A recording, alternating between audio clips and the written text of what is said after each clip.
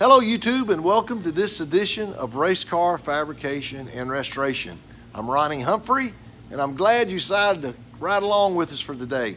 I came in from church this afternoon and decided I'd get out here and try to do a couple of small items on the chassis. In the last episode I was talking about we need to make some body tabs and weld them to the chassis where we can attach the body to that. So we're going to do that and may try to cut out a couple of other pieces of this floor pan. So let's jump right into it. Okay, I got a little piece of history I thought you might find interesting. This is the official diagram and instructions for building the NASCAR frame from this era. And this is something that Buddy found in his toolbox.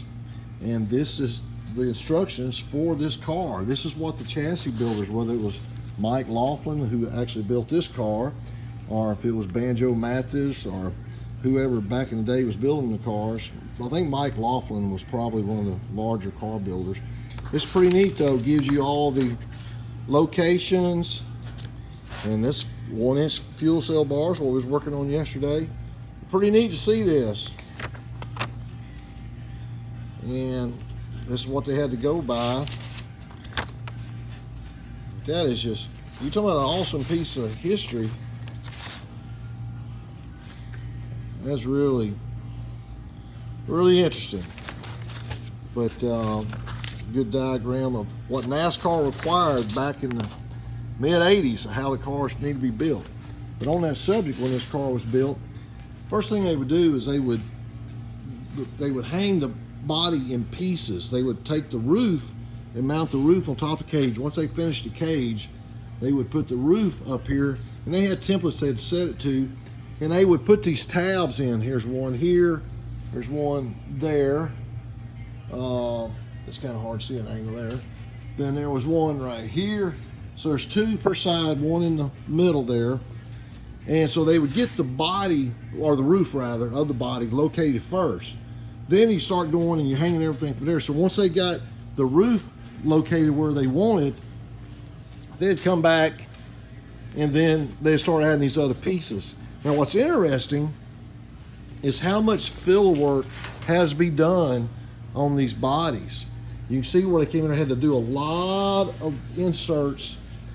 I mean, just incredible amount of body work that had to be welded in. Look at all this here. How much this had to be done by the teams and the car builders.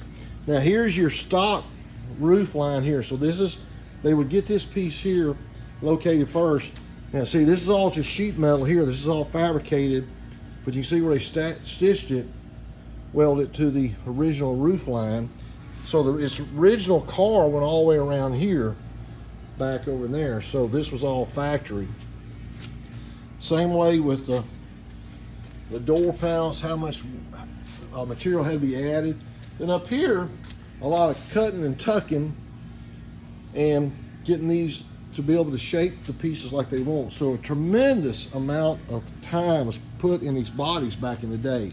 Now, also, you heard me mention before, they would put like 3 gallons of Bondo per body. But you can see why they had to do that.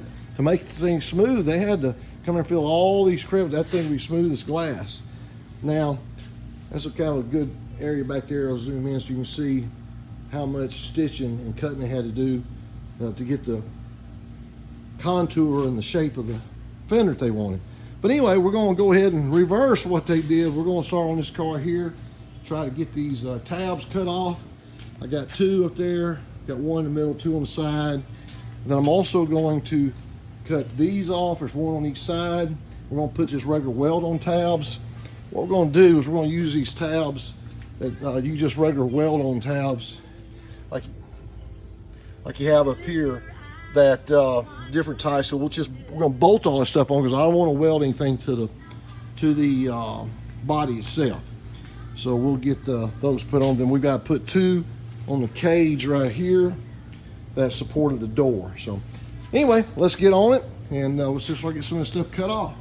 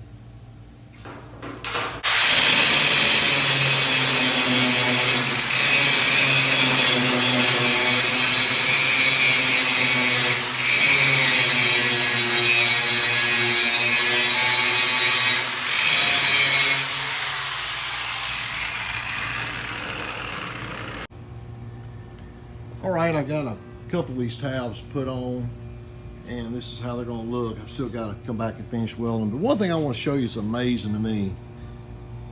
I'm not trashing the car builders, but it's just amazing to me the caliber of racing, you know, that NASCAR has always been. The cage and the chassis was totally done before they started hanging the body. But I found places all over where the welds were not completed. But Lord of all places, on the Halo, I would want my weld to be finished. Even though we're not going to race this car, I'm going to fix all these places. That's just kind of amazing to me that that's the way it was. But that's the way it was.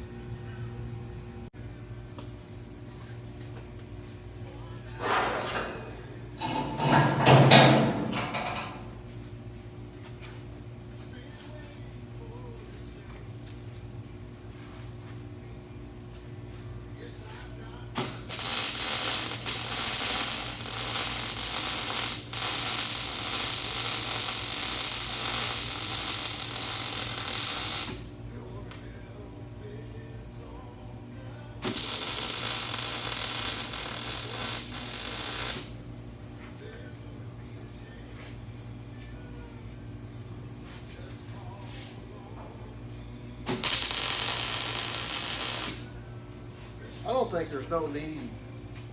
With this mounted in the back and in the middle, and we're not racing, I think we'll get away without putting this one up here in front of that. Put the one down here on the bottom. I just don't see how with that. Well, this will be attached. Yeah. That's too hard to get in there and get the same thing on the other side. It's too hard to get in there. I mean, it's. Now, without that aid post there, we might be able to reach it. But Yeah.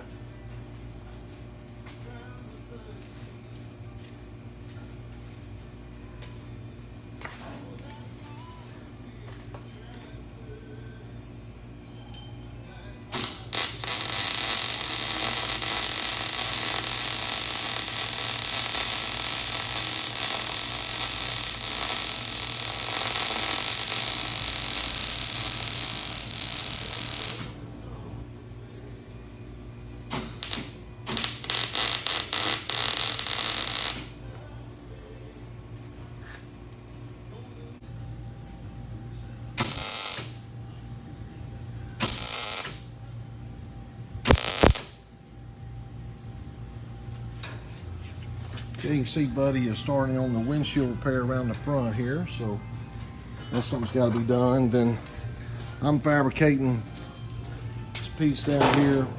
It's going to go in there, and that's going to be the first piece of the firewall. I'm sorry, floor pan, I should say.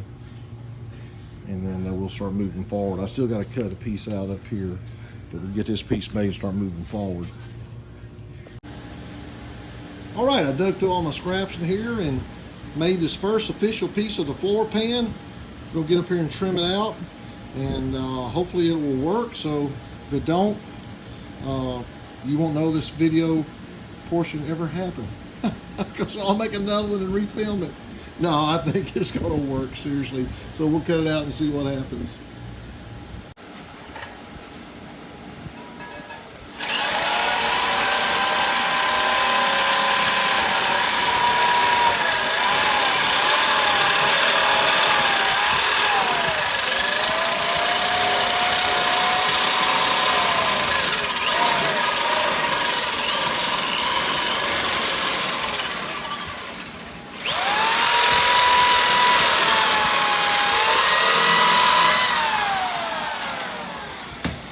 Okay,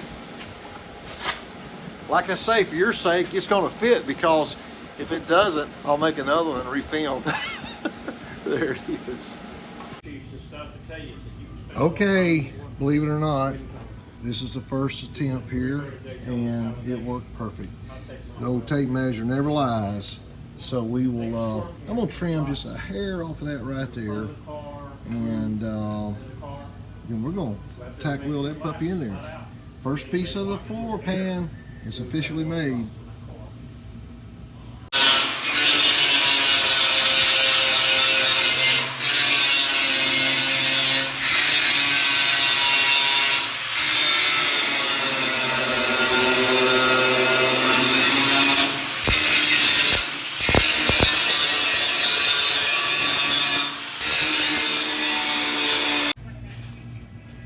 Okay, this repair on this side, Buddy's done. He said this side here wasn't near about as bad as the other side. But again, all this is going to be covered. The main thing, all the rust is gone. And once it gets painted, it'll be last another 30 years. Well, that was a pretty good afternoon of work here. I got the plate put in on the right-hand side. And of course, you saw what I did over here on the left-hand side. On the driver's side, we got it in. And I'm going to put a couple of gussets tomorrow up under the frame there for where the battery box sits for some support. But basically, getting the windshield post done, I think it's a pretty good day for just for a few hours of work, a couple hours of work, whatever. But since tomorrow's Labor Day, I'm gonna get out here and labor on this car a little bit more. So we will talk to you soon. Well, I appreciate you joining us today. We got a couple little items done. We got started officially on the Floorpan. I did the easy stuff. Buddy's gonna try to do the hard stuff, but he got the work done on the windshield repairs up here on the front around the A-post, so that's good. And we're gonna try to get on this thing tomorrow. It's Labor Day, so we're gonna be able to work on the car a little bit. I think Buddy's gonna come over after lunch a little while tomorrow afternoon, and we're gonna actually start on the larger sections of the Floorpan. I'm gonna get my old 88 car down tomorrow. I'm gonna try to crank it up. Haven't cranked it in several months. We're thinking about taking it to Texas Motor Speedway in about 2 weeks. They having the children's charity or Speedway children's charity event over there, and you get to drive around the track on your car. So I thought it'd be really cool to take my NASCAR over there and do that. And for $200, you get 5 solo laps behind a pace car. So we'll probably video that little escapade if we get to go over there. But hey, I appreciate you guys watching as always. Tell your friends about us and hit that subscribe button. But hey, we'll see you next time on Race Car Fabrication and Restoration. Take care.